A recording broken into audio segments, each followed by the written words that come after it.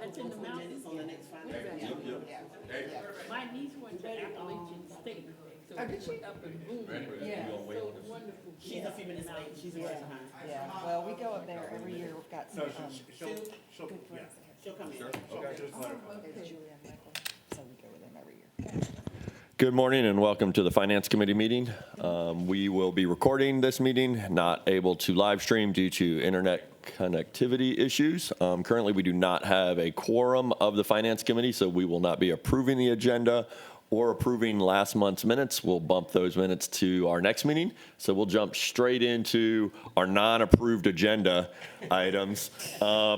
Ms. Cooley, if you want to start that show with we're starting at the state mandates. Yes. Sounds good. Good morning. I'm just going to do a quick rundown on our state mandates for fiscal year '25. The first thing that is, I mentioned a couple of months ago in one of our Finance Advisory Committee meetings, is our state health insurance is going up again, starting next year, another increase, and essentially this is going to impact our district by $10,479,240. And on the presentation, I wanted to kind of just show a breakout of it. We have 2,614 certified people participating in state health. The cost of that is a little over $55 million. We have 1,611 participating non-certified employees participating in state health insurance, which is a cost of $25.5 million. So the total cost to the system for our state health insurance is $80.7 million. I went in and to show you what the difference is compared to last year. Well, this year in fiscal year '24, currently our cost is $70.2 million. So if you subtract the difference, that means it's going up $10.479 million for next year, the increase from this year to next year's budget. I did put a little footnote at the bottom that as far as our CPI, we have 2,185 certified participating that we get money back from the state for. Not all of our certified, as obviously some of those are those people that we hire above what the state allocates. So we will receive, hopefully, this is my projection, that we will receive another $4.7 million for health insurance. So as you can see, this still means it's costing us, well over $5 million, getting close to $6 million locally. Yes, sir. Yeah. So the state says insurance is going to cost more. We have to do the state's insurance. It's so they say it's mandated. going to cost more. Are they on those 2,185 that are state-funded positions? Are they meeting the full increase, or are they only meeting a portion of the mandated increase in the cost? From what I understand, because they do not break it out, we do get the full amount for all the people that that go on the CPI and get approved. So we should get the full amount for the certified. Of course, we don't get anything for any of the non-certified or our teachers that are above allotment or teachers that we just hire that are not funded by the state. Okay, but the state is at least fully funding the mandated increase on their formula. Yeah. Yes, Okay. from what I understand. When we look at the allotment sheet, they put it in as a big amount at the bottom. They don't break it out. But from what I understand, that isn't something that they go and cut down on. Okay, thank you.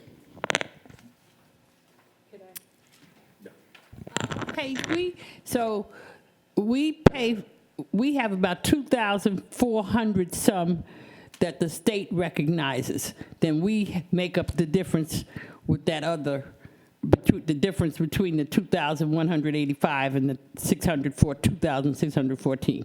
We have to do that ourselves. Yes, ma'am. We have to completely, fully, locally fund those. These are, and those other people, unless they're in a grant. A grant would fund some of those. Okay, so it would be truthful to go out and say that we locally have to pay exactly how much for our certified staff, or just our people in general? What would that The number be? local portion of what we're paying, we'd have to subtract that 2614 minus 2185 and then multiply it times that. I don't have that number right here, but it's an Okay. easy number I could get for you. Okay, yes, because I want to make sure if I say it, that I can back it up. But we need the public to know that we're having to take on that kind of a burden. Yeah. And that we take it on cheerfully. Yeah, because even, I did do a spreadsheet in more detail. Essentially, like the cost locally this year, in fiscal year '24 to the system, this is after getting the money from our state, it is costing us $28,819,080 for health insurance this year. Next year, the cost to the local system, you know, the total cost, because right, you're seeing here that 10 million is just a difference from this year to next year. But the total cost to the system in '25 is going to be, it's going to go from 28.8 million to 34,578,720. So it's going from 28.8 to 34.5 million cost locally to the district. Well, that's So- enough. You don't need to find it. That's fine. Mr. Moss? Okay, so when they do these mandates, was the mandate only for certified and? Well, what they've done, and I've got a spreadsheet if y'all would like to see it, they are essentially, next year, they are going up from, right now currently, you know, we're on a thing from last year where they're increasing it a little bit each year for the certificated, I mean, for the classified. And what they're going to do is bump it up in fiscal year '27, this increase to the certified for next year is going to be, it will eventually, the classified will have to pay for that increase too. Right now, currently, for certified in '24, we are paying $18,960. Next year, we will be paying $21,120. For the classified, I've got it divided because there's changes on January 1st. We keep going Got it. up. Okay. So this increase, we will be eventually, for classified, paying the $21,120 when we hit fiscal year '27. So this increase, you know, I've taken it out actually to '27. It's going to cost the district in fiscal year '26 a total of $38.3 million. And it's going to cost the district in fiscal year '27. This is just the local cost. It's going to be $41.3 million. So costs are continuing to rise. And I mean, I know from, you know, even people that have insurance through their private businesses, it is just a huge expense. And it is a great benefit that I do hope the employees realize that they are receiving, because the cost, you know, we're spending over $20,000 for teachers' insurance, not counting what they're paying.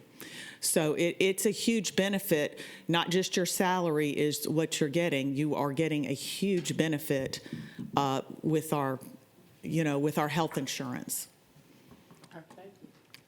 Okay, and then on our next slide, the step increase is going to cost us about $4.5 million to step each employee, which the state mandates it for all the certified. And then our state salary increase for certified personnel for the governor is at $2,500. We have proposed a 5.5% COLA for all personnel, which is going to cost us $15.9 million. I did put another footnote at the bottom. Based on our state-funded certified employees, which I have done an approximation because I took this year's, and we did go down on FTE this year, so we are losing some state money. And I took a little bit out for that because I did see from our midterm we've gone down over 150 FTE. So I did take 2976, which is my projection for the state-funded FTE positions, multiplied it times the 2,500, which is what the governor would give us, which would give us an additional revenue of $7,440,000, which is my projection that we will receive an additional $7.4 million on our state allotment sheet to cover some of this $15.9 million cost. And that's everything, if anybody has any questions. Mr. Moss? So, okay, once again, so the state mandate was for certified personnel. Correct, and that's all they're paying for. Okay. We are choosing to add everybody in. Yes, sir. And that was the question. Okay, so when we say everybody, are we talking all of our top-level administrators as well? Yes, sir. Everyone. Okay. Bottom, I'd put a 5.5. Of course, this is all up for discussion, but at this point, just to get a budget out there, I've put in a 5.5% COLA for all employees. We have right now close to 700 vacancies, and it's not just in one area, it's all throughout the district. So we're running an average of 200 teachers every single month vacancy and close to 700 overall vacancies throughout the district. So, you know, we obviously are having trouble obtaining employees. Ms. Hall? Hey, do you feel Microphone. our custodians and mechanics and electricians, are they all aware that their health costs are what they are only because we have chosen to do this? Or is that do I need to ask Ms. Jennings to do a big thing on that to the public to let them know that? Because that's crucial that they know. How much the benefits are we're paying Yeah. for every employee. Yeah. That's I as mean, important as your salary, almost, It's if you- like, I've always said, it feels like it's about, by the time you take retirement and all of that in there, it's about in your Social Security, which we pay, which some other counties don't. That was decided in the 1980s. We pay Social Security for our employees, so they are getting a huge benefit. I know of a neighboring county that does not do Social Security, that is a school district. So their employees would not, we're contributing 7.65% into Social Security for every one of our employees. And districts decided this back in the 1980s, and you can't change it now. It was a one-time decision, and Chatham County chose back then to pay Social Security. And that's a huge benefit. As we know, Social Security is a lifeline to many people. So that's another thing we do pay, and not all districts do. And unfortunately for them, they can't change it now if they had decided not to do Social Security back in, I believe it was in 83, 84, whenever they had to make that call. It was a one and done. You decide now or you don't ever have Social Security. Yeah, and Ms. Hall, it is one of those things that for some employees, I think they get it, but there are a lot of people that just want to see the bottom line of what goes in their bank account, and they don't really fully understand that for some of our employees, their benefits and their Social Security is, I think you wanted to say it, I'll say it, like half. Yeah, Yes. it's close. Yeah. Depending Yeah, on correct. the amount. And I know Mr. Ray and his team does a good job of informing employees as they come on board. And I think they were looking at other ways to remind employees from year to year that the amount of benefits that they get, as Paige can tell you, for the average person, we may pay somewhere between benefits or between 35 and 45% of what they make, they receive in benefits. Well, Mr. Jackson, in your 20s and 30s, I mean, unless you have a family, I don't know how much that sinks in. Unless that catastrophic illness comes, then But that's something to me we need to continually mention and talk about because it's crucial.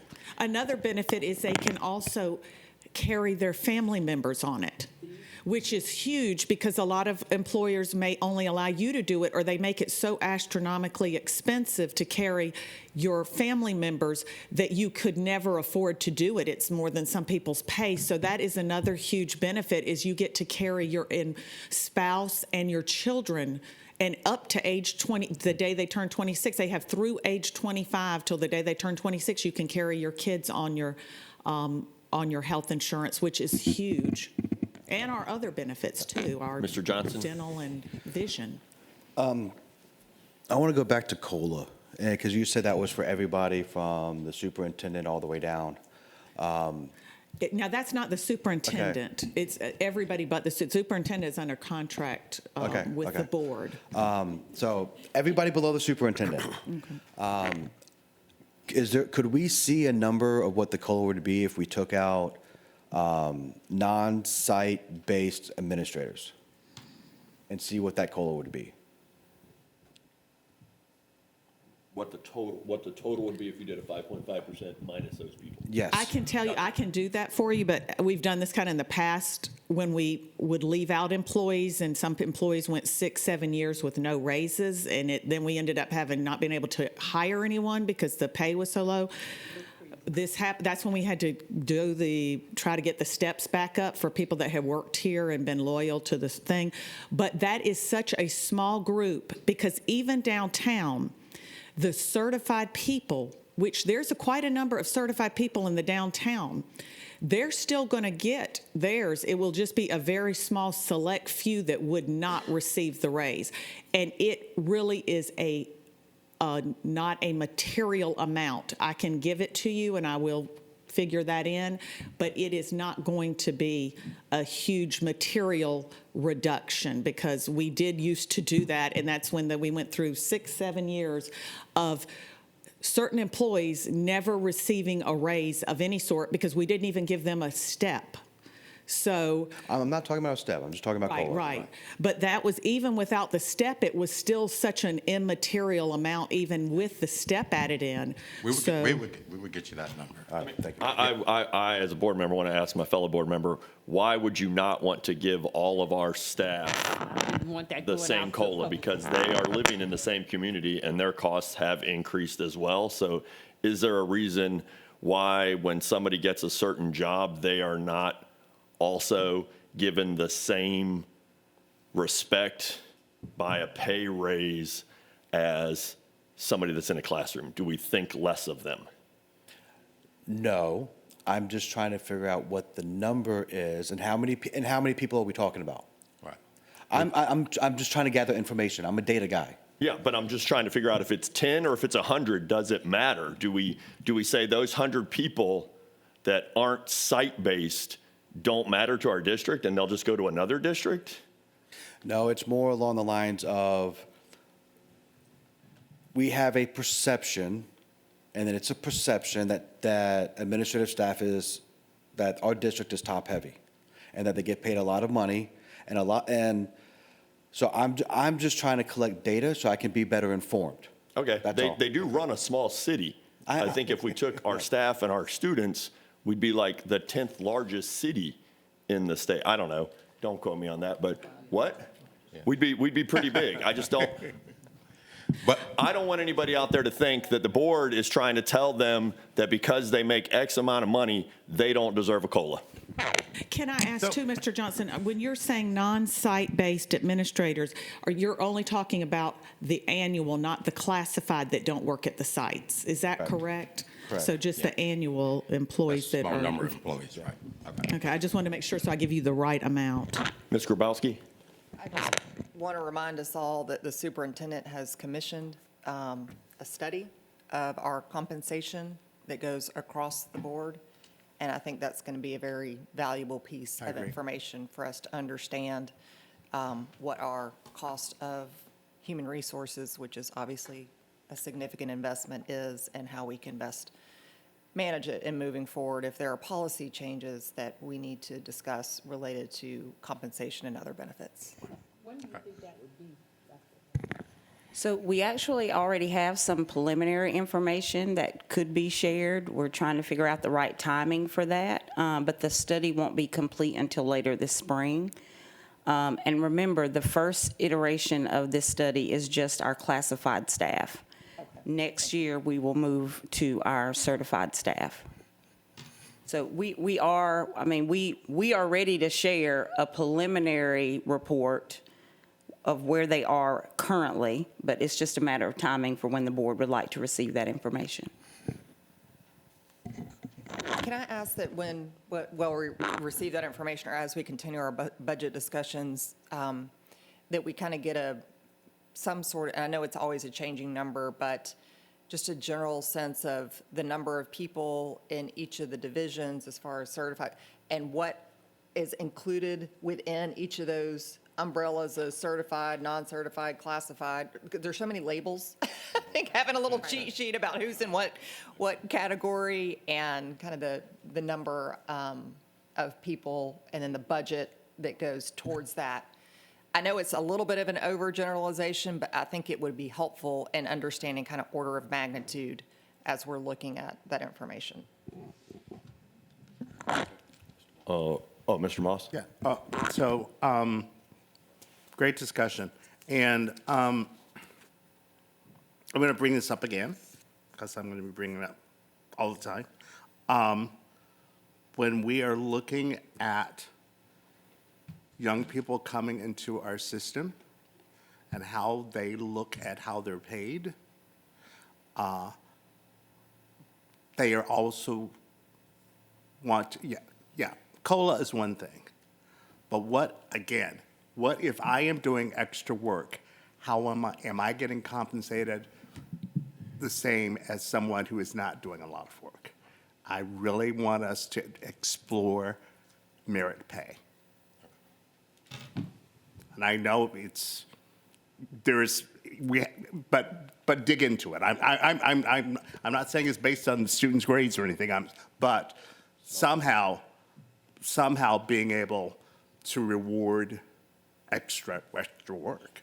So I want to clarify, is it extra work? Because at the school level and at the central office level, we do give a stipend to people who take on extra responsibilities. So is it performance or is it extra duties that you are? I want to make sure Absolutely. because there's a difference. It's performance, okay. Yes, yeah. Because Mr. Grabowski. And I know that opens up a whole can of worms, but I want us to at least We're supposed to discuss things here. Yeah, explore it. Explore the worms. I just want to clarify to the superintendent's point. I do think we need to look at people who are also picking up extra duties, because Yes. I'm not sure that our teachers who are leading some of our clubs, like athletics, absolutely, but I'm not sure that some of our club teachers are receiving. That may have changed. So we've done But, a significant amount of work on both athletic and clubs and additional duty stipends. We can get you that information. Okay. We can get that I information just to you. know in the past that has been an issue, but I hope it's been fixed. which is- I would not say it's fixed, Okay. but I would say that we have made progress towards improvement. Okay, I just want to make sure that was. Yes, we actually put together, thanks to our academic team, a whole little document. It's a little booklet with all of the job descriptions and the pay and everything in there, and we will be more than happy to share that with you. But we have made some great strides. That'd be great, thank you.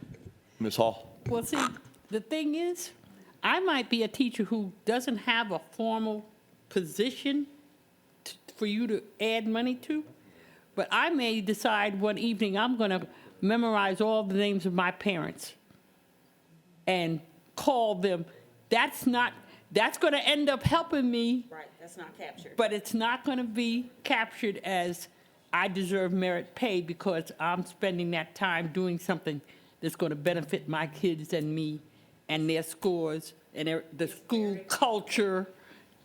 Yes, it's very So it complicated. gets but real I think we can explore it and we'll see what the outcomes are. And in that exploration, I think teachers have to be a part of the conversation. Absolutely. I'd love to know what our teachers said, because how we could do something like that. ARP?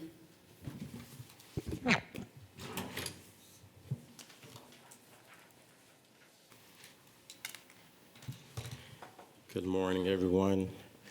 I'm going to briefly talk about some of the programs that are in ARP that we will start in the general fund, sustain. We've talked about some of the projects that are in ARP since the grant began, I believe 3 years ago. I believe Missy talked a little, our compensatory programs director talked about it at the last meeting. So this is kind of a refresher of what she talked about, a review. You have the presentation, you have a copy of the PowerPoint presentation, but you also have a printed document, a big spreadsheet with all of the programs. And again, all of these items, we've done previous presentations. They are out there on the website. So none of the information is really new. But we have some programs or projects or components of the grant that we call completed, which includes some above allotment positions that were in there for 1 year. Again, like some of the elementary and K-8 teacher interventionists, some teacher specialists, things like the vaccination incentives. For 1 year, we did a supplement to support the governor's supplement that he imposed upon school districts. We did some work with replacing computers in the school nutrition department. We gave supplements to some staff in the transportation department, absentee supplements. We were able to replace some desktops in transportation, and we did some classroom view boards across the districts. Those were the items that we've already completed, and most of them were done in year 1 or year 2 of the grant. So they were completed prior to this year. Other items that are currently in the grant that when we say sunset, they will end either June 30th or by September 30th. September 30th is when the grant actually ends. The indirect costs, the charter schools got their portion of the grant. Most of them have already received their money. We had some temporary additional assistant principals in there. We had some assistant principals on loan. We sponsored a teacher and leader conference. There will be another one this summer. We also bought some PPE supplies and equipment. We're getting ready to buy a large number of other supplies that we're hoping that will probably last us 2 years. We just need to make sure we have enough warehouse space to house all of it. We did some additional funds for maintenance and operation overtime. That's going to go away at the end of the grant. We just put in some additional money using the grant. We knew that there was going to be times in 2020 and 21 when the custodial workers were doing a lot of overtime to go in after the school day and sanitize the building or come in before the school day started. So we put additional funds in overtime. Again, some other incentives, retention incentives for the school nutrition program. We also had some transportation incentives that will end on September 30th, but we're making adjustments to account for those going into FY25. We purchased some rapid COVID tests. We started purchasing rapid tests before the government started mailing tests out to everyone, and they became available. Now you can buy them in the drugstores. Software to Lincoln Learning.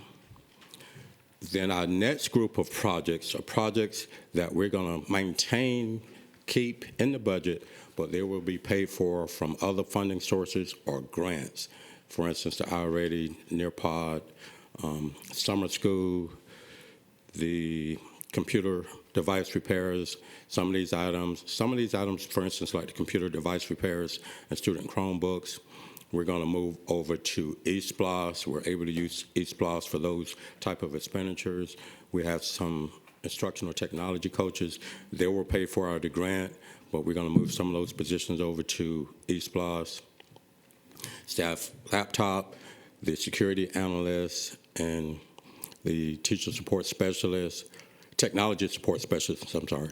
Those are some more items that we're going to move over to eSPLOS to maintain and to keep those positions in the district.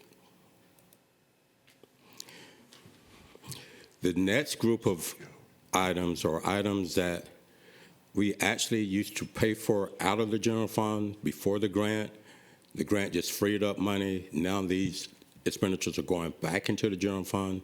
USA Test Prep, Edgenuity, Mirror, Lightsail, and we have a Campus Police has this software for social media monitoring that we're going to continue to pay back.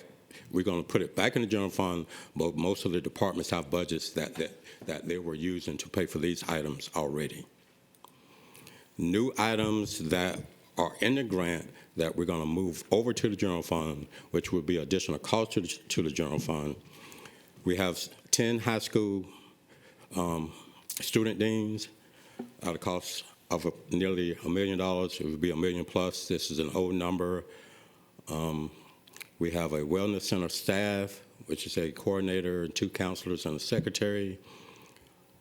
We have 2 district nurses that we would like to maintain. And we had a budget in the original grant of about $2.7 million for student mental and social support. Not only for students, but also for staff.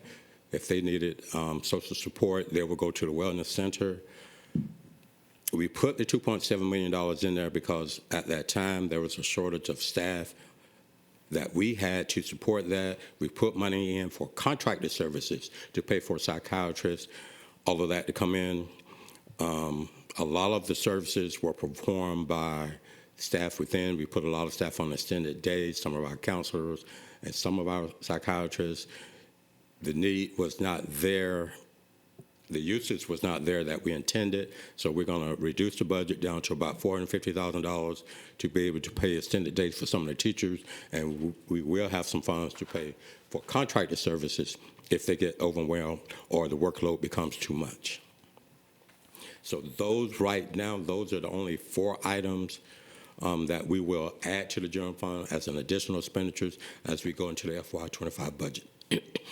And again, as we go through this process, we want to build the budget together with the committee, so we're bringing you bits and pieces of the budget, unlike previous years where you just saw everything during the month of May at one time. We're going to bring you pieces of it as we go along. So we're going to do some here today. We'll talk about some at the board retreat, then we'll talk about some more at the next month's meeting. Any questions? Yeah, I'll start on page 8, the sustain, absorb back into the general fund. Before, I know some of these were in a contract that I'm guessing the USA Test Prep and the social media monitoring software is further out on that contract, but the other 3 that are expiring of June of 2025. Before we as a board have to vote on another contract, I would like the meeting before that vote to have, and 2 of those, Light Sail and Amira, would be the literacy team. Right. Edgenuity and USA Test Prep, I guess, would come out of academic affairs as well.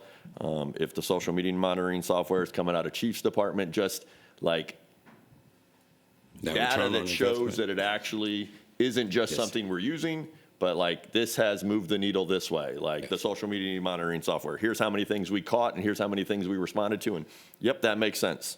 Yes, that's one thing Dr. Watts is really pushing us on. I know Mr. Kashmar has been asking for things like that in the past, but we will continue to review them and look at the return on investment and actually report out.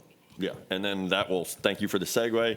On the high school deans, I've heard at some schools it's making a huge change, at other schools it isn't making. I don't know if that's just hearsay that I'm getting, but like, and I don't know how easy of a data point that is because it's more of like a touch point with students. It's a touch point in the school. It may or may not affect school climate, so it might, be huge at some schools and not at others, and it might just be that the person's more dynamic at that other school. Just some way that we can, I know that's going to be a harder one to give me a spreadsheet on, and I know it's individual, so it gets a little bit more difficult then to call out each school because then we can do the tease out and figure out exactly who we're talking about. But some way that we can, I know it'll be subjective, but are we getting our bang for our buck with those individuals, which is fine. And Yes, just before we just rubber stamp it every single year, like here are some success stories, here are some things that have changed. Just I'm okay with anecdotal there because I think that's what it's going to be. And then at the principals of those schools, if they feel that it is beneficial at their school at the time or not, do they have some leeway in maybe saying, I think I could get more benefit using this money for an additional teacher or an additional counselor? So maybe some, the ability just to have that flex. Thank you, Super. And I have to be honest. We've been having lots of Yes. conversations. Thank you. I saw in the side notes the justification for But the justification is still not the data point. Yeah. So the question I am asking staff is, what was the intended what was the intended purpose of these? At that, so for the dean, for example, was the intended purpose to reduce discipline? So that would be the quantitative data I would be able to give you, but until I know what the intended purpose is, it's hard to extrapolate a data point. So we need to go through each one of these, determine what the original purpose was, and is it actually fulfilling that purpose? Yeah, and I'd be okay if the purpose at different schools, because each school has a different climate. If at one school it is discipline and another school It's it's something else, else. right. Like if the person's moving a needle that's helping the climate of that school, then Right. it's doing what we want it to do. But yes, please come up with what Right. that looks like And then from your moving end. forward, when we make new investments, we need to define those metrics up front before the dollar amount Yes. is given. And then my final, before I start grabbing other board members, any budget things that you can put into a sheet like this is, yeah, like, this is super helpful. So like any other areas that we're Items, gonna right. dive down into, that you want us to dive down into, yes. Yeah. Yes, And okay, this thank is- you. This is, I kind of stole this from a format of school districts that kind of did some Keep stealing. return on investment type of scenario where they looked at their programs, and this is what they use for their return on Yeah. investment. Definitely. So I got Ms. Hall, and then I think I got Mr. Johnson after that, and then Okay, I'm going to go real fast. Along with what are the deans of students doing, are we doing what we need to do to make sure we're supporting the program? If it is positive for us, when have those deans of students had a chance to meet together? And I tell you that this is what's happening here at Beach, and I see that at Johnson, blah, blah, blah, blah, blah. Do we support these things, or do we just say, okay, we're throwing you out there, and when we come to do the data, you better have, Right. what are we doing to support your success? I'd be very interested in that. The additional assistant principals that we're sunsetting, where do they go? Do they become these deans? Or do you go back in a classroom? What happened to those assistant principals? Most of them will be placed in an assistant principal that So the we'll school actually earn. We'll That's what absorb we're it. hoping, right. We'll absorb right. them. Okay, And the all assistant right. principals were kind of more of the additional staff that was put there for the discipline. They have more staff, people in the front office, they help with discipline in the hallways and student well-being. But those, again, were temporary positions.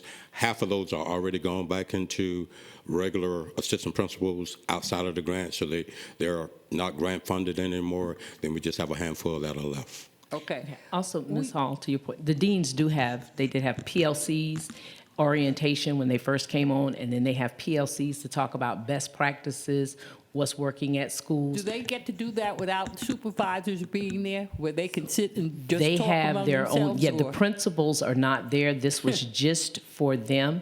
They actually supported the No Place for Hate. That was part of their work, and they worked together as teams and managed that in the schools, and they get to share best practices across what's working at their sites, and that's without benefit of their principals. Well, anything, Ms. Ball Oliver, we can do to make that something that's a regular occurrence and not every October we're going to let them have a thing, but this is a regular thing that once a month, once every quarter, all of our deans of students get together without supervision, without having to be careful of what I say because my supervisor is sitting there taking notes. That kind of open discussion where they can really help each other, you know, before we decide, because I don't want us to say, okay, we're going to not fund this anymore, when in fact, it's doing something to really help the culture, you know, but we're not looking at the right things. So I'll get that for you. I also know that No, they you have don't have to get, group- no, I don't want to add any more work, no. I'm just saying, you know, if we can make that part of the And the practice. principals are not part of those meetings, though, I can tell you that. They are. Or you, or, They tend to, well, with me, they let it all hang out. But okay. they also have a group. My last point was, we got a really wonderful letter from a student about the transportation situation with our choice kids. Is any of that transportation money, can that in any way give us a fresh look at providing transportation for our choice students?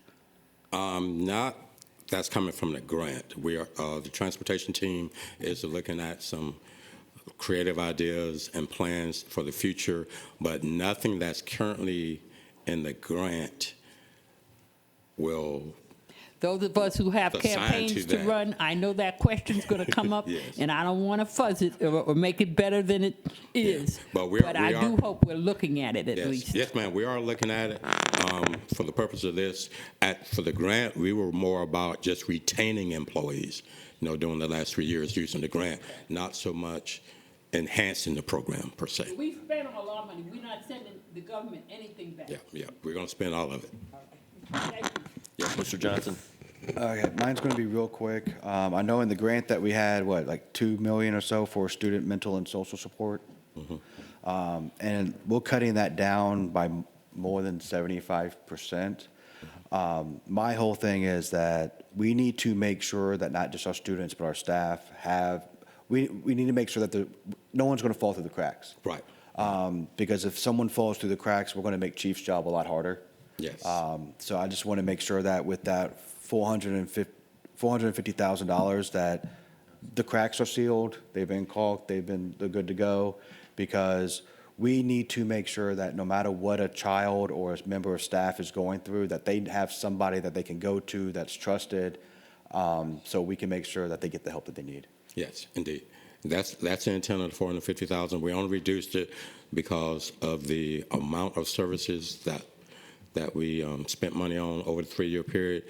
And most of this budget and the Wellness Center is really designed for after-hours services, after the school day. So that's the purpose of the Wellness Center and the $450,000 for the student mental and social support, which also assists staff. But that staff over there, that team over there is putting a program together to include not only extended day for, like I said, counselors and our psychiatrists, but to bring in some other professionals from the outside. During 20 and 21, it was really hard to get additional help because those people out there in that professional field, they were helping everybody else. But hopefully now we can pool in some of those resources and bring them inside to help us out within the district. Thank you. Ms. Grabowski? I echo Dr. Brinkman's comment. Love this. Very helpful. But I do have one question for clarification. So some rows where you see the modified budget and the revised budget, it has sustained other funding. But then where we have the modified budget and revised 2024, it has sunset. So does that mean we're not? So if you look, for example, at the assistant principals on loan, we have the $428,000 in the revised, and then it has a sunset. So I'm just trying. Okay, I'm glad you asked that question. The first column, that total modified column, is basically was the original budget that we started with. So as you see on the bottom line, that's on the page 3, that totaled the $99 million that we initially started with the grant. Over time, each year, we assign a portion of the budget to a particular year. So for FY24, for instance, the assistant principals on loan were not part of the original budget. We added them throughout the process. Okay. So you see a budget in FY24, but we're going to sunset them for FY25. Okay. So. Glad you asked that question. That's why you see some amounts in FY24 that have budgets and some of them don't. Okay. Because some of them were not part of the original budget. The state allowed us to add programs in as we went through the years. Where we had needs, we sent requests to the state, requested their approval to add something to the budget. For instance, there was an item on the agenda for last month, well, this month, for the generators at particular schools. That was not part of the original budget. We sent a request to the state to get approval to add the generators to the grant. We're still waiting for approval, but that's another type of item Okay. that would show up. Okay, thank you. And then the next question is, excuse me, on the PPE, and I feel like it's something to ask about. So I know we've spent lots of money on PPE, which is great. And we have some of those supplies in storage. Is that what I heard you say, correct? So why do we still have teachers asking for tissues and wipes and why is that stuff not making it to the classrooms? That's internally, I believe that's more of a communication issue, and we've been working on that. So how do we fix that? Like, if we have teachers that say, I need Kleenex, Just send Yeah, it to me. yes. like, I just, it blows my mind. Yes, yeah, Send it, yeah, ask them to send it. yeah. Okay. Because I know the academic team is working on that. It's more of a communication issue. Okay, thank you. Like, if we just airdrop Kleenex to schools. General fund, fund balance update.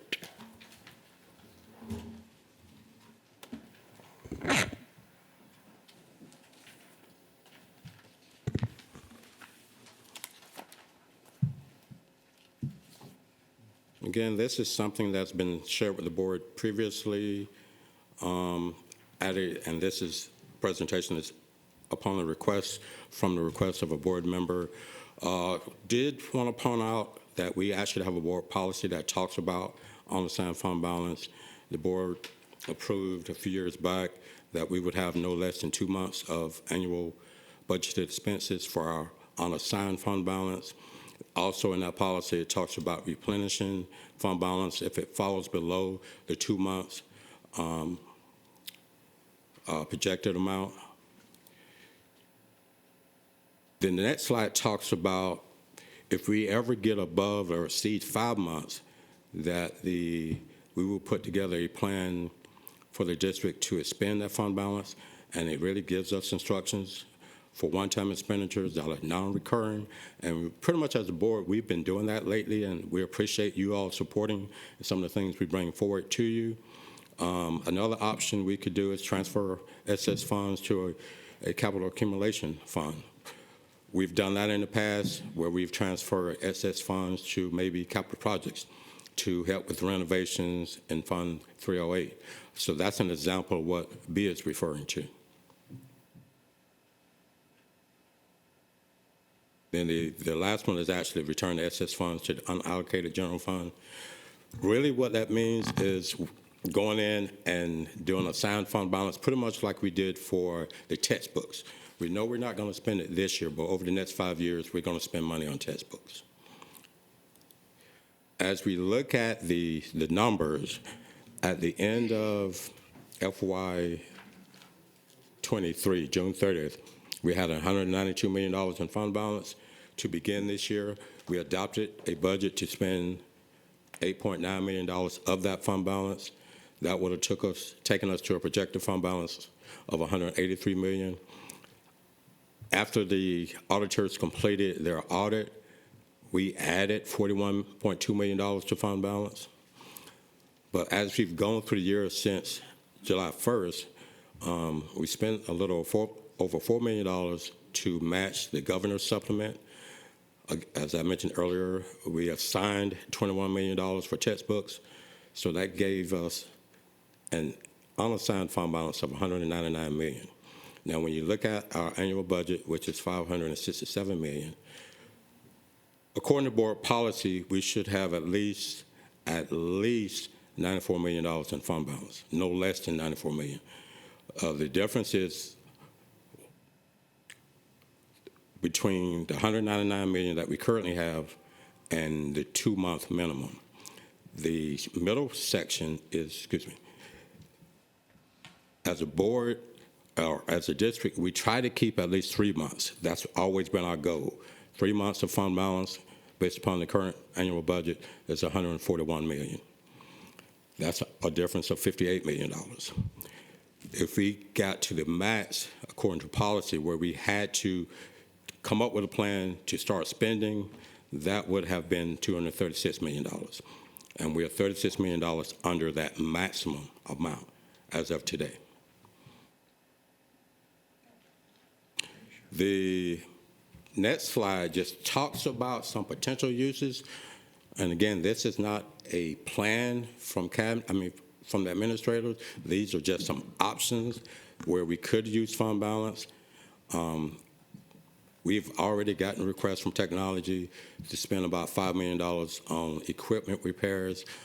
We've purchased a lot of technology equipment over the years using various grants to include ARP, but it did not really include the maintenance and replacement. We have built some new schools, and we have these fancy systems in the auditoriums and so on. They need money to replace them. Most of those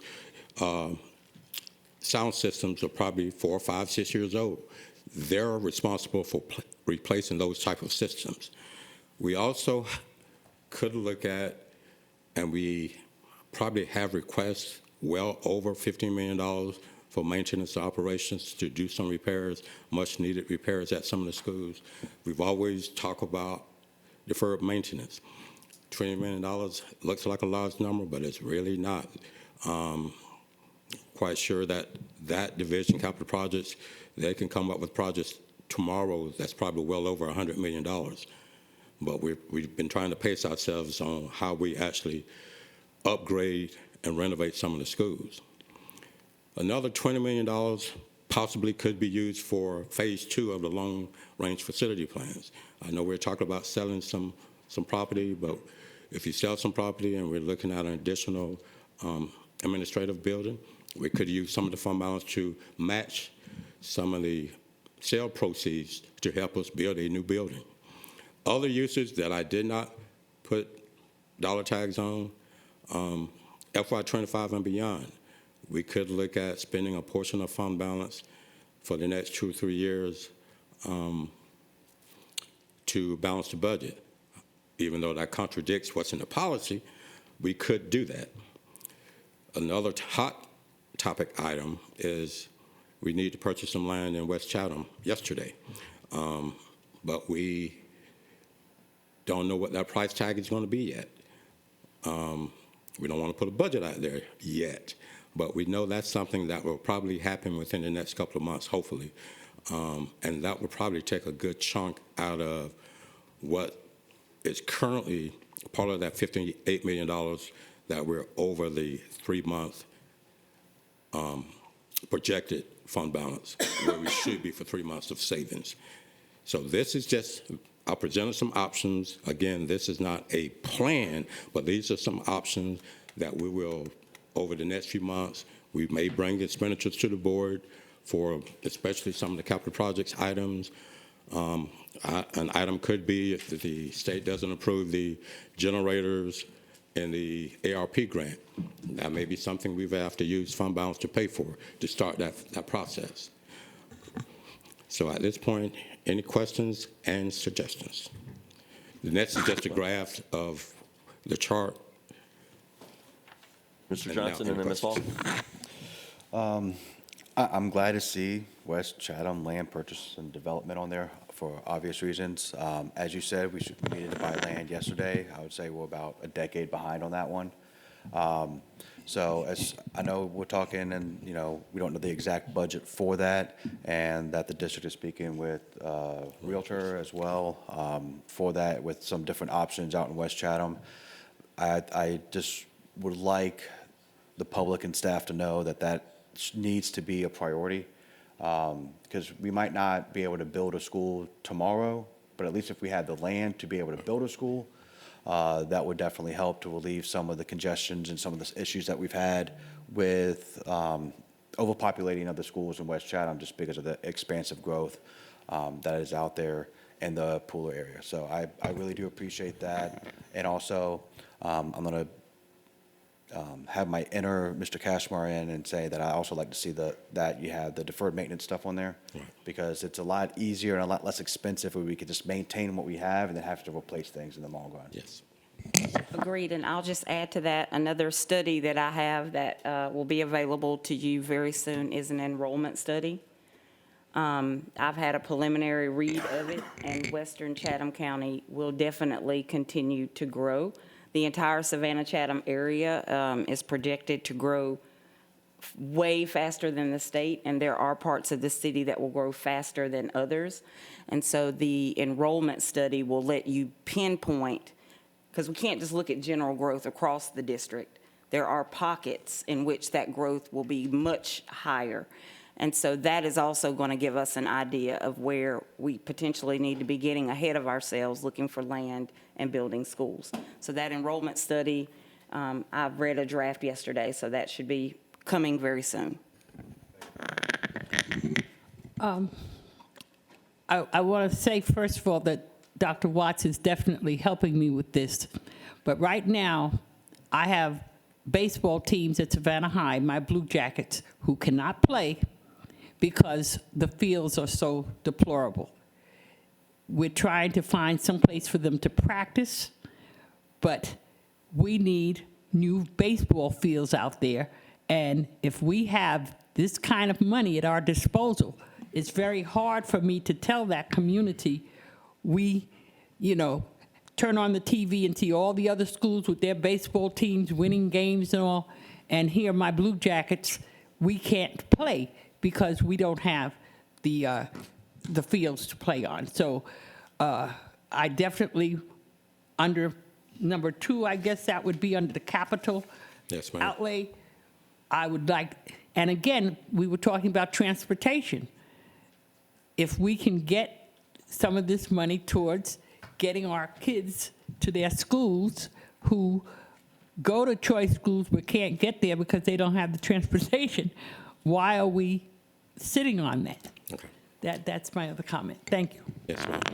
And a prime example, as you mentioned, the baseball fields, those are the items, like I said, I know the maintenance side of the house has a list of projects that they would like to get to over the next few months. And at that point, they're it'll be- beyond the capital projects portion, but The urgency is Yes, what, ma'am. so the prioritization is what, Yes, we indeed. have lots of priorities, but this is real-time Mm-hmm. problem, yes. so. Yes, Ms. Grabowski. Unfortunately, we have, I think, more of those than we might realize. So I'm not disagreeing with you, Ms. Hall, but I'm not sure, we have to have a way that we are evaluating, and that's kind of one of the questions that is, these are big buckets with big dollar signs. Right, correct. There's a whole lot of detail that goes into this, so I guess one of my questions would be how we are making those decisions on the prioritization of these dollars. We have to put health and safety at the top of the list. Indeed. Where we have conditions that are unhealthy for our employees because of faulty HVAC systems. That has to come first, because we Yes. can't have buildings that are not healthy for our people to be in. So I just, it would be helpful, I think, to understand a little bit, not to see completely how the sausage is made, but understand how those things are being prioritized. And the other question I have, and this is something I've mentioned to Dr. Watts, is I would like to better understand what costs are covered when we look at our schools, our facilities, and everything that it takes to run a school. What cost are the schools expected to cover, and what costs are expected to be covered by the district? And is that being done equitably across the district? I don't know that it is, but I also don't know that it isn't. It's just a really important piece of information because, we have PTAs that are trying to raise money for projects at schools. PTAs are very limited in what they can raise because they have to spend it by the end of the year. So if there's a particular project at a school, it will never actually get done that way, but it might be something that school very much needs in order to meet. So I want to make sure that we're not only looking up at the district level, but we're understanding what the Correct. potential Yes. benefits could be to our individual sites based on what their individual needs are. So is there a grant program that we can allocate money directly to the schools to use in the way that they see most appropriate for what their needs are? But I would really love to see some of this money actually make it down to the school sites where they can use it in the way in which they need to. Yes, ma'am. And I don't want to overstep my bounds on the facility side. There are some of the items that during CIC meetings, we will ask that staff to address and give you answers to. Ms. Hall? I don't want to be a dog with a bone, but I easily gave up my equity committee because I understood that we need to be equitable in all areas of our concerns so that we didn't really need a committee to enforce that. It was a given. So if we're going to be equitable and my boys can't play baseball, then nobody plays baseball this season. We don't have the Island Sharks coming on TV showing their wonderful, let's just disband with it. We're not going to do that. So as far as I'm concerned, the kids who are in school right now, they are our top priority. And if they can't play ball like all the other schools can, then we need to address it and get something done with it. And in a way, that's what Denise is also saying. Let the school sites take care of the problems that they see on every day, because otherwise you look at it and I have no way to say this is fair. It's hard for me to. Well, my Windsor Forest team doesn't have any fields that are usable either, so, Yes. I mean, I Okay, feel so like you there see are what I'm multiple saying? facilities, and So we again, need to- we don't have a magic wand to make everything equitable right away, but there Right. should be a plan to work At towards least it, and a it can't plan happen. and a Yes. comment, so that we can say next year this isn't going to happen to you again. You guys were seniors. We're sorry that this happened, but you juniors and sophomores, this is the plan we have. So this isn't going to happen again. Yes, and ma'am. where was I 4 years ago? Because I didn't see this coming. I was so eager and happy about the football stadium at Savannah High that's like a NFL stadium. Right. I didn't pay attention to the baseball. Most people did. So that's my fault. And I know we're putting people in place to put together more of a comprehensive plan and a plan and a discussion that would be more inclusive to include school staff and not just be reactive when parents start complaining. But we're putting something in place. And I echo your sentiment. It is difficult if it were to happen to your home budget and you needed to fix something, you can fix it. We have a much bigger ship with a much smaller rudder, and it's difficult sometimes to just be able to, yep, that needs to be fixed, fix it right now, which is difficult, especially when constituents are calling constantly. So thank you for your thoughts, Ms. Hall. Anything else for the better? And we do encourage board members to email Dr. Watts when you have concerns so we can include them in our plans and discussions.